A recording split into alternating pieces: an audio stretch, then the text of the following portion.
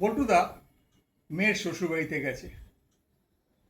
মেয়ের শ্বশুর পল্টুদাকে দেখে আরে আরে আসুন আসুন আসুন অভ্যর্থনা করে ঘরে নিয়ে এসছে। বাবা খুব ভালো লাগছে আপনি এসছেন।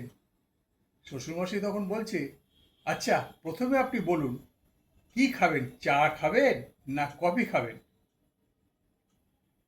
পল্টুদা বলে, দেখুন ওই দুটোর একটাও আমি খাবো না। বলে সে কি, একটু চা কফি খান? তখন পল্টুদা বলে, না আমি চা কফি খাবো না। তখন শ্বশুরমশাই বলছে, মেয়ের শ্বশুরমশাই বলছে যে তবে হুইস্কি চলবে, হুইস্কি হুইস্কি খাবেন? পল্টুদা বলে, হ্যাঁ হুইস্কি আমি খেতে পারি, তবে হ্যাঁ একটা কথা আছে, হুইস্কির মধ্যে যেন একটুকু জল না থাকে। মেয়ের শ্বশুর বলছে, সে কি একদম নিট খাবেন, জল খাবেন না? এ তো গলায় লাগবে।